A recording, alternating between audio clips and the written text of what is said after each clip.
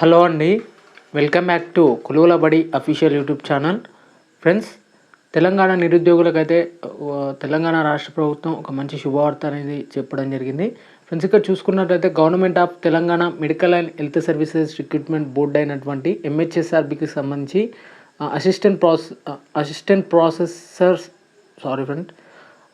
Professors in MNJO and RRC సంబంధించి ఇక్కడ క్లియర్గా ఒక మంచి నోటిఫికేషన్ అనేది రావడం జరిగిందండి. ఇక వాటికి సంబంధించిన పూర్తి ఇన్ఫర్మేషన్ అనేది వీడియోలో క్లియర్గా ఎక్స్ప్లెయిన్ చేస్తాను.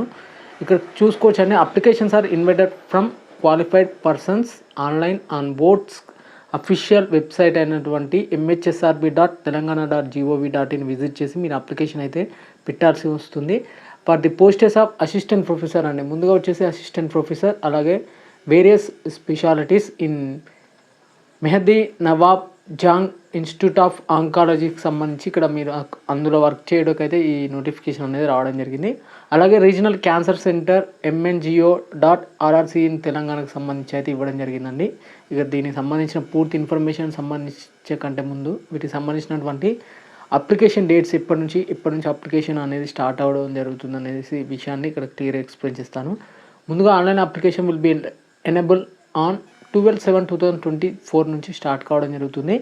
అలాగే last date for submission of online application వచ్చేసి 5 PM అండి. ఆన్ 19/7/2024 అప్ టు 5 PM వరకు మీరు అప్లికేషన్ అయితే పెట్టవచ్చు. ఇక నెక్స్ట్ వన్ వచ్చేసి అప్లికేషన్స్ అయితే ఆఫ్లైన్ అయితే కాదండి, కేవలం ఆన్లైన్ ద్వారా మీరు అప్లికేషన్ అయితే చేయాల్సి ఉంటుంది. ఇక వీటికి సంబంధించినటువంటి పోస్టర్స్ అండ్ వేకెన్సీ డీటెయిల్స్ ఒకసారి క్లియర్ అయితే చెక్ చేద్దాం. ముందుగా అసిస్టెంట్ ప్రొఫెసర్ సంబంధించి post code number 1 assistant professor అండి ఇన్ అనస్థీషియా డిపార్ట్మెంట్కి సంబంధించి టోటల్గా 5 వేకెన్సీస్ అయితే ఉండడం జరిగింది. ఇక్కడ మనం క్లియర్గా చెక్ చేసుకోవచ్చు, కేవలం 5 వేకెన్సీ. ఇక పేజ్ స్కేల్ వచ్చేసి వీళ్ళకి యూజీసీ గైడ్లైన్స్ ప్రకారం పేజ్ స్కేల్ వచ్చేసి 68,000 నుంచి 2,05,000 మధ్య మీకు పేజ్ స్కేల్ అనేది ఉండడం జరుగుతుంది.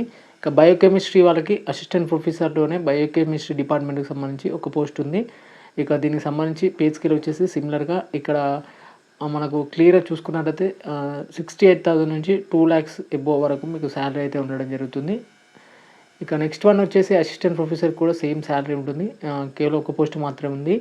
అసిస్టెంట్ ప్రొఫెసర్ ఇన్ గైనకాలజీ డిపార్ట్మెంట్కి సంబంధించి కేవలం 4 పోస్టెస్ అయితే ఉండడం జరిగింది. టోటల్గా మనం ఇక్కడ క్లియర్గా చెక్ చేసినట్లయితే మొత్తం టోటల్ వచ్చేసి 45 పోస్టెస్ అయితే ఉండడం జరిగిందండి.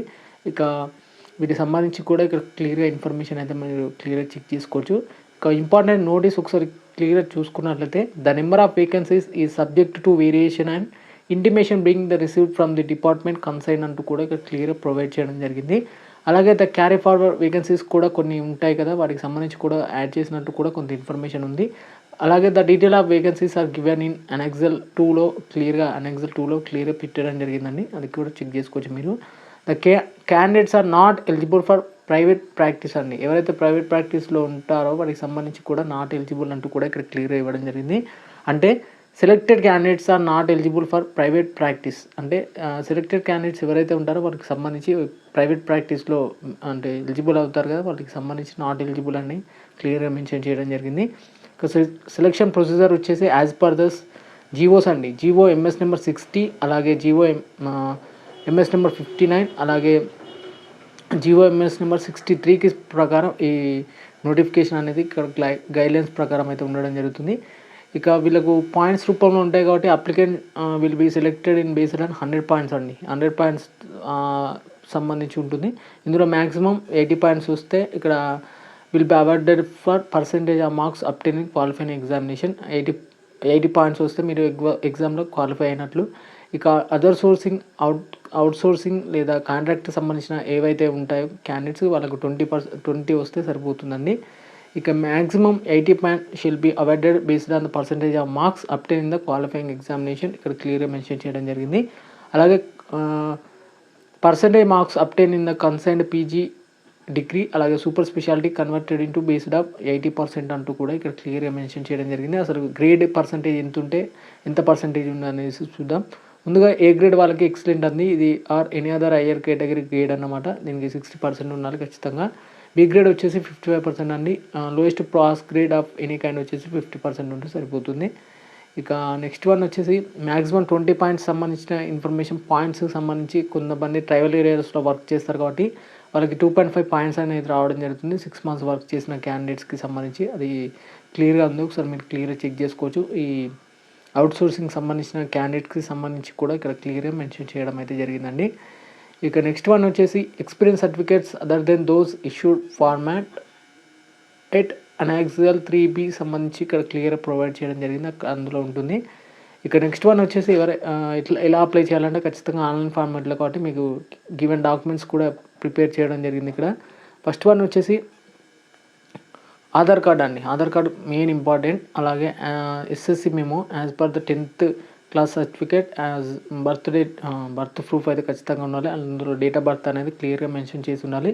ఇక కన్సల్టేటెడ్ మార్క్స్ మెమో అండి. మీ డిగ్రీ పీజీ డిగ్రీ ఏదైతే ఉందో దానికి సంబంధించిన మెమో కావాలి. అలాగే PG degree super speciality degree certificate ఖచ్చితంగా ఉండాలి. తెలంగాణ మెడికల్ కౌన్సిల్లో ఖచ్చితంగా రిజిస్టర్ అయినటువంటి ఫామ్ ఉండాలండి. ఖచ్చితంగా ఇది మ్యాండేటరీ, ఇదైతే ఖచ్చితంగా చూస్తారు. ఇక నెక్స్ట్ వన్ వచ్చేసి కాంట్రాక్ట్ అవుట్సోర్సింగ్ సర్వీస్ సర్టిఫికేట్ అయితే ఖచ్చితంగా ఇఫ్ అప్లికేబుల్ అండి. ఎవరైతే ఉంటే వాళ్ళకి అప్లికేబుల్ అవుతే ఈ సర్టిఫికేట్ అనేది తీసుకురావాలి. Study certificate 1st to 7th class based on hour local reservation సంబంధించి. కమ్యూనిటీ సర్టిఫికేట్ లేటెస్ట్ అండి.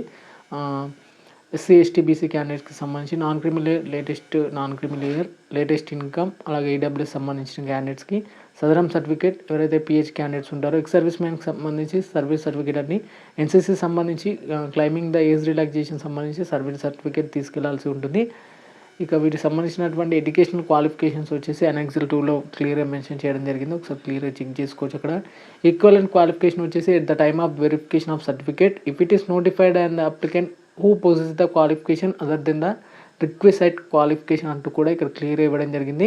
ఎవరైతే ఈక్వలెంట్ క్వాలిఫికేషన్ పెడతారో దానికి సంబంధించి ఎక్స్పర్ట్ కమిటీ అయితే ఫైనలైజ్ చేయడం జరుగుతుందండి. ఇక్కడ క్లియర్గా మెన్షన్ చేయడం అయితే జరిగింది. ఏజ్ వచ్చేసి as an upper age limit వచ్చేసి 46 ఉంటుందండి GOMS నెంబర్ 30 ప్రకారం. ఇక మినిమం ఏజ్ వచ్చేసి 18 ఇక్కడ క్లియర్గా మెన్షన్ చేయడం జరిగింది. మ్యాక్సిమం 46 ఉండాలి. ద ఏజ్ రినాక్డ్ యాజ్ ద 1/7/2024 నాటికి మీరు ఈ ఏజ్ అయితే కలిగి ఉండాలి. ఏజ్ రిలాక్సేషన్ వచ్చేసి తెలంగాణ స్టేట్ గవర్నమెంట్ ఎంప్లాయీస్కి 5 years అయితే ఏజ్ రిలాక్సేషన్ అనేది ఉండడం జరుగుతుంది. ఎక్స్ సర్వీస్ మ్యాన్లోకి 3 years, ఎన్సీసీ క్యాండిడేట్స్కి 3 years, అలాగే ఎస్సీ ఎస్టీ క్యాండిడేట్స్కి 5 years అండి. ఫిజికల్లీ హ్యాండిక్యాప్డ్కి 10 years అయితే ఏజ్ రిలాక్సేషన్ అనేది ఉండడం అయితే జరుగుతుంది. ఇక్కడ క్లియర్గా చెక్ చేసుకోవచ్చు మీరైతే. నెక్స్ట్ వన్ వచ్చేసి ఫీ అండి. ఫీ వచ్చేసి మనం క్లియర్గా చూసుకున్నట్లయితే ఈచ్ క్యాండిడేట్కి 500 రూపీస్ అనేది అప్లికేషన్ ఫీ ఉంటుంది. ఇక ప్రాసెసింగ్ ఫీ సంబంధించి 120 రూపీస్ అనేది ప్రాసెసింగ్ ఫీగా తీసుకోవడం జరుగుతుంది. అన్ఎంప్లాయ్మెంట్స్ అలాగే age group of 18 to 46 years ఎవరైతే ఉంటారో వారికి సంబంధించి తెలంగాణ స్టేట్ వాళ్ళకి కొంచెం ఎక్సెప్ట్ అయితే ఉంటుందండి మనకి సంబంధించి.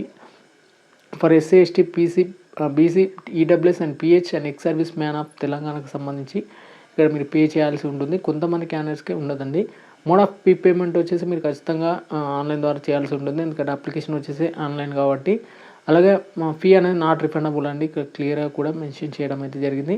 ప్రొసీజర్ ఆఫ్ అప్లికేషన్ ఏంటంటే మీరు MHSW అఫీషియల్ వెబ్సైట్ ఓపెన్ చేసి దీంట్లో ఖచ్చితంగా న్యూ యూజర్ ఐడి పైన క్లిక్ చేసి మీరు రిజిస్టర్ అయితే కావాల్సి ఉంటుంది. Applicants one submitted online shall be final అంటూ కూడా క్లియర్గా మెన్షన్ చేయడం జరిగింది. అలాగే upon the submission of online form reference ID shall be generated with same may be used for the further reference అంటూ కూడా ఇక్కడ క్లియర్గా మెన్షన్ చేయడం జరిగింది. అప్లికేషన్ టైంలో నేను క్లియర్ ఒక వీడియో చేస్తానండి. Next important provision governing and recruitment process సంబంధించి కూడా కొంత ఇన్ఫర్మేషన్ యాజ్ పర్ GOMS 81 ప్రకారం చూసుకోవచ్చు. డిస్క్వాలిఫికేషన్ సంబంధించి కూడా Telangana state subordinate service rules ప్రకారమే ఇక్కడ రిక్రూట్మెంట్ అనేది జరగడం జరుగుతుంది. ఎవరైతే డిస్క్వాలిఫై అయిన క్యాండిడేట్స్ ఎవరైతే ఉంటారో యాజ్ పర్ ద రూల్ 12 ప్రకారం Telangana state subordinate service rules ప్రకారమే ఇక్కడ డిస్క్వాలిఫై కావడం అయితే జరుగుతుంది. దానికి సంబంధించి కూడా ఇన్ఫర్మేషన్ ఉంది. ఇక రిజర్వేషన్ పరంగా చూసుకున్నట్లయితే ఖచ్చితంగా ఆరిజినల్ రిజర్వేషన్ ఫర్ ఉమెన్కి అయితే కేటాయించడం జరుగుతుంది. ఇక రిజర్వేషన్ BC/E గ్రూప్స్కి వాళ్ళకి GOMS నెంబర్ 23 ప్రకారం బ్యాక్వర్డ్ క్లాసెస్ వెల్ఫేర్ సంబంధించి కొన్ని జీవోస్ అనేది క్లియర్గా మెన్షన్ చేయడం అయితే జరిగింది. ఎకనామికల్లీ వీకర్ సెక్షన్ అయిన క్యాండిడేట్స్కి యాజ్ పర్ ద GO 243 ప్రకారం కూడా ఇక్కడ రిజర్వేషన్ అనేది కల్పిస్తున్నట్టు తెలుస్తుందండి. ఇక దానికి సంబంధించిన ఇన్ఫర్మేషన్ కూడా ఇక్కడ ఉంది. కమ్యూనిటీ సర్టిఫికేట్ సంబంధించి కూడా ఇన్ఫర్మేషన్ ఇక్కడ క్లియర్గా చెక్ చేసుకోవచ్చు మీరైతే. దానికి సంబంధించిన ఇన్ఫర్మేషన్ కూడా ఇక్కడ క్లియర్గా ప్రొవైడ్ చేయడం అయితే జరిగింది.